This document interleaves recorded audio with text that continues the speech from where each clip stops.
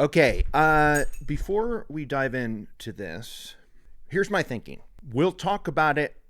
We will talk it out as if it's a real show. And then when we're done with that, we'll dive into what did or did not happen. Do you know what I'm referring to or no? No. So this is probably pretty banging to you then. Yeah, I mean, I just feel like you're talking very cryptically. I am. Because I don't, if you're not on my mindset, I want to reveal it to you on mic, I suppose. Oh, okay. Okay, good. Okay. Oh, excellent news. Season 19 of Evil Lives Here has dropped. I'm so excited. Season 19. Hell yeah. I got a little notice on my phone. I said, thank you. I will absolutely be firing that up tonight. You kidding? Have you watched all 18? Oh, yeah. Yeah. Wow. Mm-hmm. But, it's the bull modern day seasons. Like, sometimes they might have more than 10, but it's usually around 10. It's kind of like, there's 180 apps. Oh, yeah, I can do that in my sleep. Right? Attention shoppers. We've got to clean up on Aisle H. What the other wolves think? A true crime cleanup on Aisle H. Diabolical. Starting now. Oh, he's telling you that she's bats. Howdy, Holtheads. Kurt Money here, alongside my co-host, Caitlin. And today we're digging deep into the bottom of the Amazon Prime barrel to talk about a show called Bizarre Murders. Now, I think it only has one season, but there are 50 episodes in that season. Yes. Kate, is this the first time you've ever partied with Bizarre Murders? Surely it has to be. Oh, yeah. I'd never heard of it until now. And we're doing episode 1, but on IMDb, it's like episode 43 or something. Yeah. Is it safe to say that the thumbnail would keep a Caitlin away? The thumbnail for this show? Yes. Actually, I searched for it on Amazon, and it didn't even come up until I typed in the total, like every letter of the title. Wow. Like I was typing in killer murr and nothing was coming up. I imagine that's what it's like to search for our pod. You got to get all the letters in there. Totally. Every single one. Yeah. True crime on aisle what? You got to say aisle what? We don't know what you're talking about. Okay, so, I mean, this was also TRT-wise. We got a shorty in our hands. This is like FF time. It's FF right? timing, but it cannot compare to FF. Oh, hell no. Hell no. Here's something I think this show is super guilty of. Like, there's a fine line of laughs that we get out of these shows that we watch. And a lot of it comes from them not doing it to be funny. Yeah. Like, it's just the genre. Or it's something that the killer or somebody in the episode does that is just so ridiculous you can't help but laugh. Yeah. But this is like a comedy. This is trying to be a comedy. And guess what happens then? Arms crossed watching this. Yeah. I mean, it's also in poor taste. Yeah. Don't make light of people's death. And there's one stinking talking head, FBI retired agent Steve Moore. This is not a healthy relationship, but there's something else. Ron has a secret. Who someone must have told him that he told a great story and he should be on TV or something, because this seems like he got his wish and he thinks. I mean, he thinks he's probably pretty damn funny. What about you? Do you? Oh yeah, he thinks he's gonna start doing stand up. Oh, I hated him. Let me do a tight 5 here. Yes, and his insight is in quotes there. It's really bad jokes about stuff, right? Mm-hmm. He's not offering information. It's kind of like I found myself going, I'd rather a Beth Karras in this right now. At least she'd have facts. Well, no. I don't know about that. Kay says, I don't think so. I still like this guy more. Okay. All right. I guess it's just he didn't offer any information whatsoever. And then his joke things made me cringe so hard, like when he was talking about what people post, when he said, people will post if they take a step off a curb. And I looked up, this aired in 2017. That's 10 years too late for that joke, Steve-O. Yeah. People made that to me when I was on Tumblr posting pictures of my food in 2008. That was the last time you can get away with those kind of jokes. Yeah, it makes me think about way back in like 2007 when Facebook started to do the statuses, and it was like Kurt Money is, and everyone would put poopin'. Yeah. Everybody would say their status was something stupid. And then the jokes were all like, why do we care what you're doing? And then Twitter, it's like, that's what Twitter was. Yeah. Statuses. So before I read the description, and by read the description, I'm going to make it up wholesale because I'm not saying the name of this episode or really the description because I think it gives it away. Did you read the description? Remember I said, Kate, don't you dare read it. I still haven't. Okay, good. Because it gives away the frickin' hook of this thing. A man hires a killer to bump off his wife. And then hilarity ensues. So anyway, overalls, other than what we already said, Kate, like what do you think? Are you gonna be checking out some more Bizarre Murders? You know, what's the skit? I probably won't. And that's not to say I didn't enjoy this. It's just there's so many. Mm-hmm. And so many shows out there. I've got Heated Rivalry to check out. That's true. Yeah, I will not be watching this show. Absolutely not. That is a firm no from me. No. But let's dive in. Our story begins in Houston, Texas, 2010. Ron Martin and his wife, Jane, they've been married for 10 years. And this is a fun way to kick it off.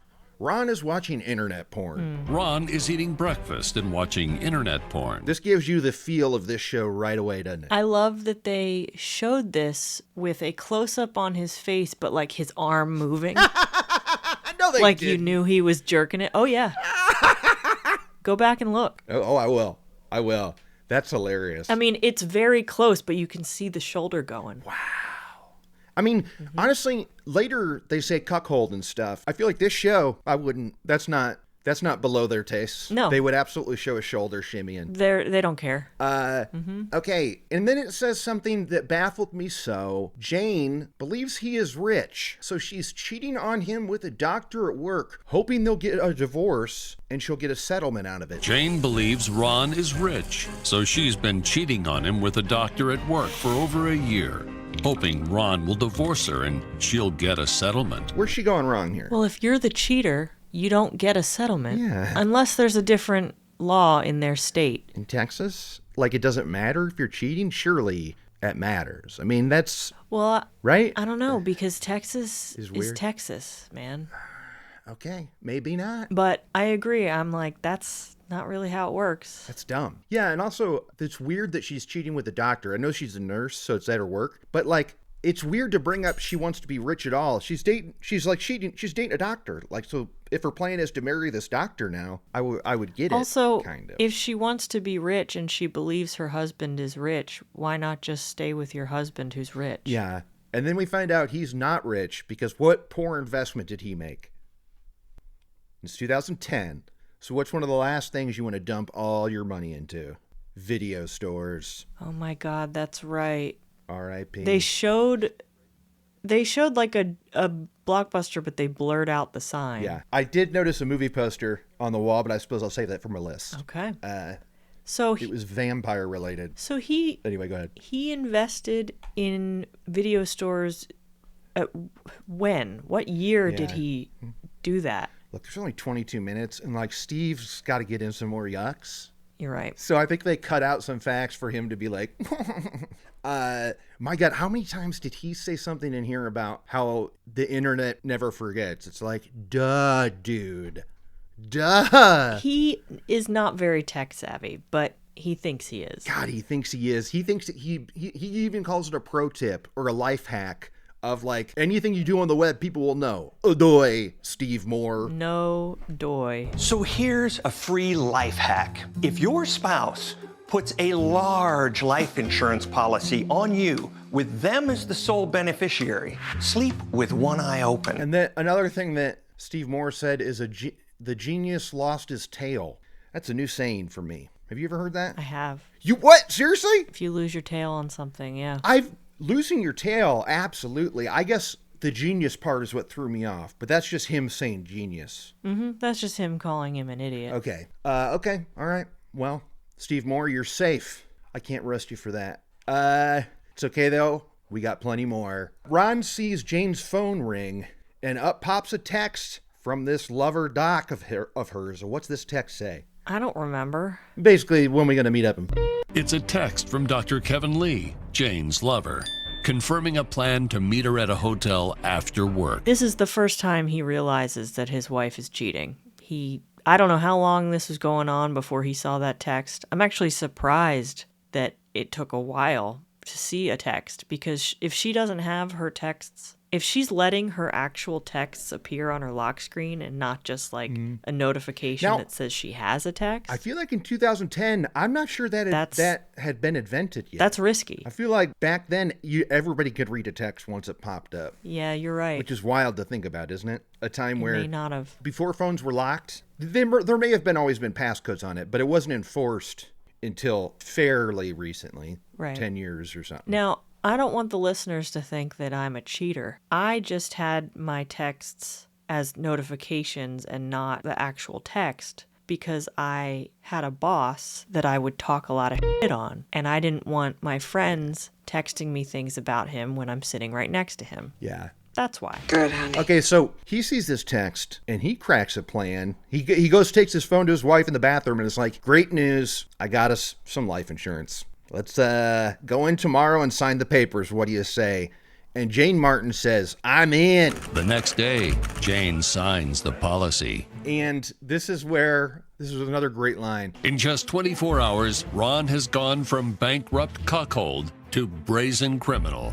Is he a cuckold just because his wife's cheating? I don't think that's really what that means. Nah. But, no, it means you're sitting in a corner being like, no, don't f*** my wife, but keep f***ing my wife. That's a cuck. Yeah, But you're in the cuck chair. yeah.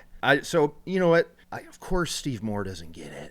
Of course not. He don't get it. He's a square, this guy. He thinks he's funny and loose and stuff, and he's not. Okay, this was crazy to me. Jane takes an Oxycontin and goes to work. She takes an Oxycontin as she gets ready for work. Say what? Jane sounds nuts. Yeah. She doesn't understand how Yeah. divorce works. Nope. And she signs this insurance policy, no problem. And she's high at work as a nurse. Isn't that against the Hippocratic Oath? Yeah, and we'll find out later that Yeah. she's like, they're not crazy about her at work. She's doing other stuff at work that people weren't thrilled about. Okay, so back home, Ron's on his computer and he turns on private browsing. Back at home, Ron turns on private browsing. Steve Moore loses it. He's like, oh, wait till I tell you about private browsing. And we're like, we know, Steve. Yeah, it's wild. You're making a show that's 22 minutes drag right now, dude. Congratulations. Here's the thing. Take it from an FBI agent. There is no such thing as private internet browsing. So Ron searches for leave no trace murders. Great. I love a good Google search quote. I'm always. How do I do murder? Yes. Then he puts an ad on Craigslist or the equivalent, asking for a hitman. He gets a few emails back. And he writes back to them saying, I'd love to talk to you about this murder for hire. Let's meet at so-and-so's. And again, the guy's, this is another private browsing thing. But what are you thinking of Ron's email to his would-be hitman right now? Well, first of all, I was shocked this website that he posted the ad on wasn't just a bunch of cops waiting to go meet them in person and I know. arrest them. Yeah. And I was kind of waiting for that to be what happened, but it wasn't. Yeah, it doesn't, though. He straight up meets people that want to do the murder for him. They wanted this to be a scene in a movie so bad, where we see like a supercut of a bunch of people that he meets with, and it's like, nah, guys, no, come on. And they're playing it like it reminds me of like when they're interviewing babysitters in Mrs. Doubtfire before they find the right one. Yep. It's one of those scenes. I don't do laundry. I don't do windows. I don't do carpet. And it's like, you're not bringing the lulls that you think. Like, none of this is outlandish enough. Ron meets the potential candidates. I've had lots of years. Lots and lots of years. And also, what is it about these shows, like your Swamp Murders and whatnot, lav mics, not on the table? I mean, how terrible does it sound? No booms. One after another. Some have potential. Others have too little experience. I'm the man you need. Whatever you need done, however you need it done, I can do it. Is that just because they didn't think they would want the audio, so they didn't bother? And then now in the cut, they're like, ooh, we do want this. That's a great question but it's multiple scenes. And sometimes it was like, okay, this is a hospital hallway. And he interviews some people, and he finds the guy he wants, whose name is Carl Belt. Honestly, I felt like the casting in this was great. Oh, okay. Yeah. I liked everybody. I thought they were really well cast. I thought the guy who played Ron Martin looked exactly like Garrett Dillahunt. Yeah, I could see that. At first, I had to look him up because I was like, I've seen this guy in something, but I haven't. He just has that Dillahunt face. He does. Yeah, and even Jane, I thought like Jane was good looking and she was playing her part. Mm-hmm. Yeah. So Ron and Carl meet up, and Ron gives them information about his wife, a picture of her car, and is like, here's my wife, Jane Martin. Here she is. He takes it home.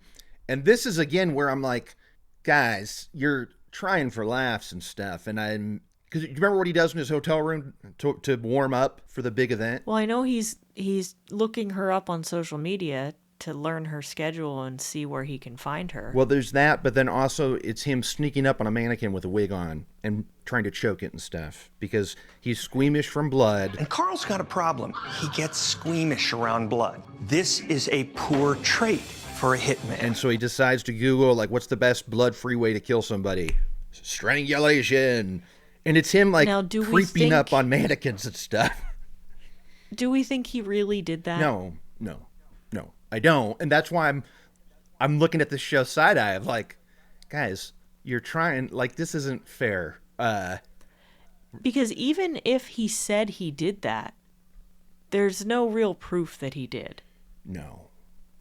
And I wouldn't trust anything he said. No. Carl does look up Jane on socials. Never name check one. Although they could have. This was produced in 2017. They could have just said the thing and not had to pay for it. And by then they created their own because it was supposed to be Facebook, but it was very much a fake book. Yes. And later and also tweets, but did you see what they called them? Twats. Toots. Mm-hmm. Toots. Okay.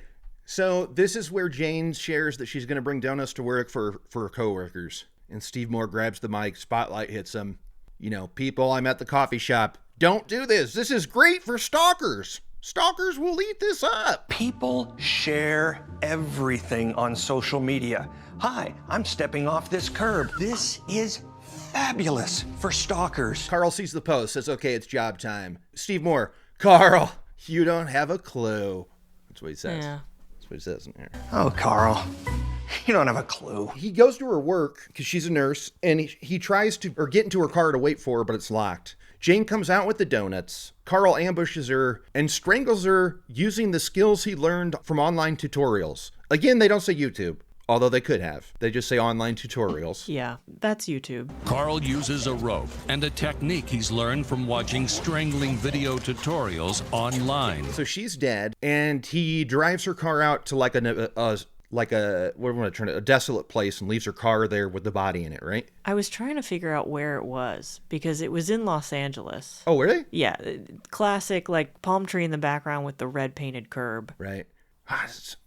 Crazy Bizarre Murders didn't fly out to Houston for some location shooting. No. But Carl calls up Ron, says, great news, dude. Mission accomplished. Wife's dead. Huh? And Ron's elated. He goes out and parties. Not with Carl. He hits the bar. He hits the bar and drinks a ton. Yeah, he's not with Carl. He's just with his boys. He's having the time of his life, thinking his wife's gone. And he goes out and he gets so hammered that he stumbles home the next day, like it's bright outside. And the door's unlocked. Smells like something's cooking in the kitchen, right? What's in there? What's going on in the kitchen? Oh, it's my wife, and she's very much alive. Yes. Wife alive. Jane is still very much alive and making a delicious pot roast. Now she's giving him a hard time for being drunk in the middle of the day, and he's puking and stuff. Mm-hmm. This is great, because then he goes up to her and gets like a selfie with her, a picture of him with his alive wife, and sends it to his hitman. Carl is like, Carl, what the hell, dude? So this is when Carl goes, well, wait a minute. That doesn't look like the lady I killed. So Carl does some backtracking, pulls up the social profiles of the Jane Martin that he killed. Turns out it's another Jane Martin who is a nurse and drives the same car that he killed. The odds of that are crazy. Yeah. And so imagine how Carl's feeling right now. I don't need to. Okay, I don't give a shit how Carl feels. You know when your boss said, hey, you screwed up this job and it was embarrassing and you were sweating it out? Imagine how Carl's feeling right at that moment. And this is where we learned that the one he killed was actually beloved by all. I mean, she's bringing donuts to work, so she's, liked a little bit. But then we find out that the Jane that he was supposed to kill, the one who's cheating on her husband with a doctor, is a total B. Talks down to people. Everyone hates her. She fires this male nurse with unjust cause or something, right? The surviving Jane Martin was also known to have recently fired a nursing intern, Keith Marshall, by blaming her own sloppy and misfiled paperwork on him. Also, I liked that the photos that Carl used to identify both of these women were their headshots, the actors' headshots. Yeah.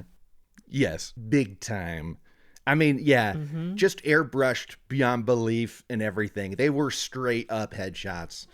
But Carl's like, Ron, don't worry. I'm a man of my word. Okay, I'm going to get this job done.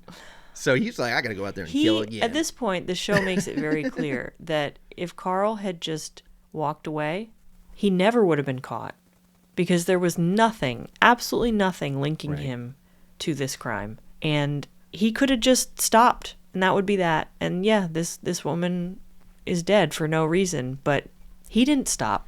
No, and he totally gotten away. He's dead sad. He's going to finish the job. Jane, meanwhile, is at work and finds a note written in what looks like blood, at least, and it says "Death to you" in the drawer of her office. And so she's freaking out. She calls her husband and says, "Somebody wants to kill me." She hops on Facebook. Death threat! Like she's posting about that as well. And everyone at work is like, yeah, I bet someone wants to kill you. Yeah, get in line. So she leaves. Who's out there waiting but friggin' Carl Belt? Carl's out there waiting for her, strangles her, boom, she's dead. He drives away with her in the front seat. He's like, well, I did it. I am 2 for 2. I am a proper hitman. Honestly, I'm shocked that he was able to kill both of them with no witnesses. Yes, yeah. Because the way he gets caught has nothing to do with how he did the murders. Yeah, and then also because of what happens next, is she comes to in the car, fakes being dead, and pocket dials 911, which is pretty impressive. She had to be on a BlackBerry for that touch, right? I don't think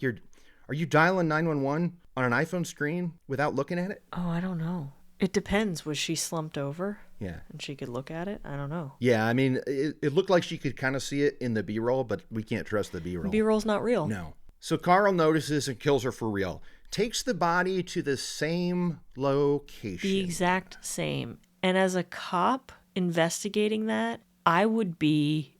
I don't even know what I would think. To have 2 women with the same exact name and the same exact car and the same exact job wearing scrubs... Yeah. in the same exact place. Yeah. That's... I mean, I'd be thinking like, let's call him the nurse killer or something. Like yeah. Nurses beware. Don't go out at night or something. If your name is Jane Martin, get out of Houston. Yeah, I guess let's give Steve Moore a little bit of a bump because he said, what is this, a killer that hates Jane Martins? Okay, fine. All right, Steve. Mild chuckle. Is there a serial killer out there? Somebody who hates the name Jane Martin? Yes, this is something weird about following a rainbow for gold, and all he's going to find at the end of his rainbow is a prison shower. No. Nope. No. Not a laugh for me, Steve Moore. He chose the wrong rainbow. At the end of the one he's following is a prison shower. So now this Jane Martin's dead. Cops have 2 suspects. First one being the male nurse. So they bring this male nurse in who's disgruntled, was fired by Jane Martin, the second one who died. And he says, listen, I wrote that note. That death to you note is absolutely me because she freaking fired me, okay? The odds of that are so crazy. Yeah. That she would have a death threat and then be murdered by someone who had no idea about a death threat. Yeah. Now, Keith has admitted to the police that he left a death threat in Jane's desk drawer. But he has an alibi, doesn't he? He didn't do it, even though he has motive and stuff. So then they go to their number 2 suspect, Ron Martin, and they find out that he knew about the cheating. They find out about the insurance policy he had just signed 3 days ago. Red flag. Yep. And they go, well, this guy's got motive. He's got all the stuff. It's probably this freaking guy. If you're going to kill your spouse or have someone do it, you take out the insurance policy years before. Yeah. And you should also have one on yourself. Yeah. It should be like we're both insured as a couple who love each other. Yeah. I mean, yeah. I would say divorce first, of course. I'd say divorce, just divorce them, Sure. number 1. Sure. Right. But number two, if we got to kill and you want to plant that seed, you got to plant that seed early on. That's true. I feel like people, dumbasses who do this, where they get the insurance, in their mind, they're like, I'll wait a few months. I'll wait till Christmas. I'll wait a year. And then it gets shorter and shorter. They were like, well, it's been 3 weeks. That's enough. That's enough. Right? Because they're having to pay the installments. They don't realize that $1 million life insurance policy is expensive. Yeah. Well, that's what it is. Forget patience. They're like, okay, I'll pay 1 month of a $700 insurance bill, but that is it. Yeah. I'm surprised that he even took her with him to sign it, because how often do we see people get insurance policies taken out on someone and they don't even know? Yeah. But again, Jane is her own unique person here, right? It's interesting when the murderer, the person who hired the murderer, and the victim are all assholes. Yeah. But not the unrelated Jane Martin. She was not an asshole. No, she was awesome. What kind of donuts do you think that she got? She got like an assortment? She go all glazed? What do you think? Nah, she did an assortment. Word. She wants to please everybody. I guess on Ron's person or something, they find Carl Belt's phone number, right? Like that's how they get it. Mm-hmm. They bring him in, talk to him. They're like, well, this guy's guilty of something. Yeah. They look up his internet. Steve Moore does a little dance. They find everything they need to know because he was searching like, how do I strangle someone without them bleeding? Blah, blah, blah, blah. Mm-hmm. Carl gets life and Ron gets life. And in a special twist of events, what happens with the male nurse? What if he started a relationship with the doctor too? He gets his old job back because there's an opening for a nurse at his work because they're down another Jane Martin. Mm-hmm. He gets his job back at the hospital because apparently they were short one nurse. All right, so that is the end of this app. And now before we go to the list, I got to drop some bombs on you, okay, Kate? This is the one that it's been so hard for me this entire story is fucking bullshit, Kate. None of it's real. Are you serious? None of it's real.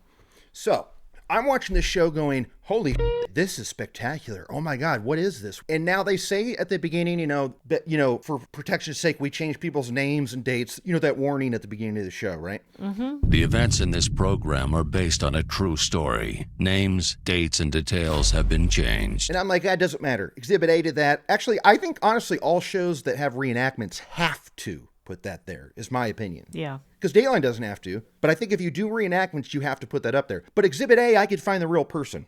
I couldn't find anything on this story. And so I'm going, well, it had to be based on something, right? It's got to be based on something in reality, because how else would this show exist?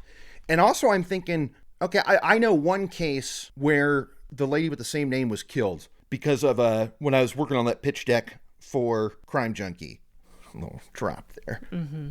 But because this is the case that I did a report on, was the case of the two Mary Morrises that were murdered. So this did happen, that two wives were killed with the same name. And I'm like, well, there's no way in hell. There's absolutely no way in hell that could be the case. This is based on, because that took place in 2000. Yeah. So instantly think of everything in this episode is out the window because it took place in 2000. Social media. Texts. The video store thing. So I'm going, there's no way. Because again, that's pushing it. That's beyond pushing it. I mean, so I'm going, it cannot be them. No way. I'm Googling. I'm looking all over. I find one about a lady, her husband hired a hitman, and this awesome lady who also was a nurse and looked like your usual sweet old nurse, she killed the hitman. Wow. She fought with him and killed him. Isn't that dope? So I'm like, well, that's cool. And so I go online. I'm like, Reddit's got to be on this. And somebody asks, what if this is true? And the first person says, well, at the beginning, it says that it's, the beginning. And this is when I was so furious.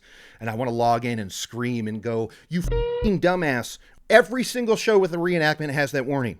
But guess what? Every Fear Thy Neighbors I can Google and find out what that case was. Mm-hmm. Every swamp murder I can find out the case. All of them you can find, because the thing that they change is they condense timelines and change last names.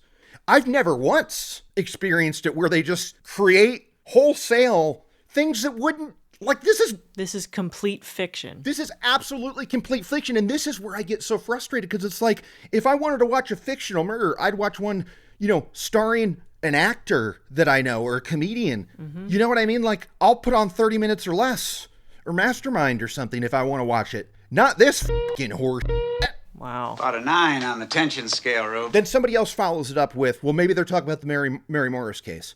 And I'm rolling my eyes going, no fucking way, right? Because it's 2000 and this and that. And then I was reading details on the Mary Morris case today. One of the Marys was a nurse. It took place in Houston, Texas. She was a nurse and she had just fired a male nurse. And she found a note in her drawer that said death to her. Not death to you, but it said death to her. Okay? So then she called her husband and freaking out. On the way home, she was murdered. So this tells me that's the case this episode is based on. Wow. What a load of shit. Do you understand why, like, before we recorded, I was like, we'll save this for the second half. Yeah. I mean, because I feel so cheated. This is why I'll never watch this show ever again. I hear you. I guess it's legal, but it's not. For true crime, it feels dishonest.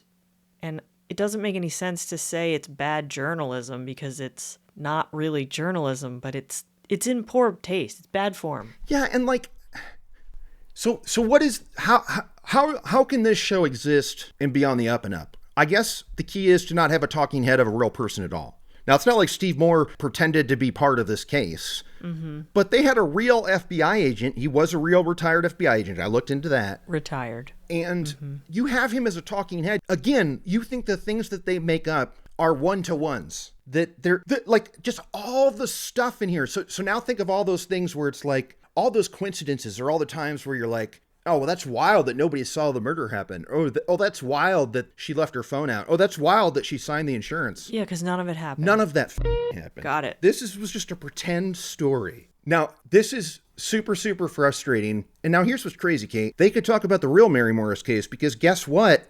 That's unsolved still. Oh. 26 years later. Oh, wow. Okay? And they don't even know if it's tied to what one of them also. So in the real story, one, they were both sweet ladies, 10 years. They were 10 years apart, but one was a bank teller. But like, it's not like one of them was a super bee that was cheating on her husband or anything. But they both, 3 days apart, were found dead, burned in their car. And they lived like 3 miles from each other. And so that's a genuine mystery right there. I would love to cover that case on the pod. Absolutely. And look, there's unsolved mysteries that I'll tell you about if you want to peep it. Okay. On his desk was written the words death to her, which she assumed was written about her. I mean, we can definitely do it at some point. We'll have to wait a while because we're talking about it now. And also because it is a Crime Junkie episode. So like, I mean, obviously all those true crime shows cover the same stuff. But anyway, point is, that's a fascinating case. And it's still open-ended. The gall of these people to do this. No shame. All right. It's time for those lists because I could talk all day about how disappointed I am. Kate's unnamed list. I guess the fact that they both drove the same car, they never said what the car was because this never happened. No. Yeah. That's it. Okay. On to Kurt's Kick-Ass List. Kick-Ass list. Watching internet porn, I'm counting it. That's like movies and stuff. Okay, boom. That's number one. That's cinema. Yep, there you go. Ron is eating breakfast and watching internet porn. Video stores. We see a Blockbuster, and there's a Twilight poster on the wall. Oh, okay. 2010, I forget where they were with them. I was going to say Breaking Dawn, but I don't know. But it's a Twilight poster. No, 2008 was Twilight. Yep. So 2010, I guess New Moon would have come out by then. Second one? I think it's the second one. Is it the one where they play vampire baseball?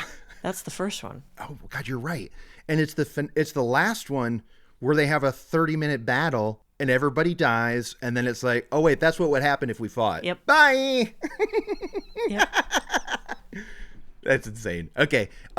So that's Kurt's Kick-Ass List number 2. Kurt's Kick-Ass List at the end, Steve Moore giving us in his infinite wisdom, tells us the Riddler's fiction. This is something us cops say to each other. The Riddler's fiction. The Riddler is fiction. He's a made-up character. Riddler, Batman, Kurt's Kick-Ass List. Okay. And now last thing on my list is a new entry for me.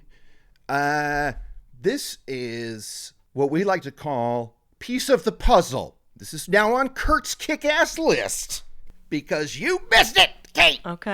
Okay. This is my new thing where when you it's still yours, but when you miss it, I'm swiping it. Love it. Because they say with all the pieces fitting into the puzzle. With all the pieces fitting into the puzzle, investigators are left with only one question from this killer. Except the puzzle never existed. I know. I'm annoyed that I've been sitting on this going, next puzzle I'm going to do this, where I'm going to say it's on my list without her knowing. I'm annoyed it's this one. Because it's not real. Because it's not real. So annoyed. Who knows? I might cut this out entirely. We'll see. Okay. And save it for another one because it doesn't have the same sting here. Yeah, I'm not smarting. No, because it's all bullshit. All of it. Remember what about the YouTube videos and the strangling? None of it. None. All right. Well, this was frustrating. I think this was a great time though because you found out live on air that it was BS. Yeah. So I think this will be a good time for the listeners, but never watch Bizarre Murders, anybody. Yeah, I hate it. And Steve Moore, I can't give you a dingus because this isn't, like, I give dingus awards to people who do dumb shit in their job. You're a storyteller around a campfire and a bad one. Like, you don't get to be called a dingus. You don't right? earn the right. No. All right, so that's going to do it. We're going to be back with some real next week, old heads. Okay, it's going to be a real crime that actually happened. You got anything else, Kate? Nah. All right, well, on that note, and this BS story, I'm Kurt Money. I'm Caitlin. Watching internet porn.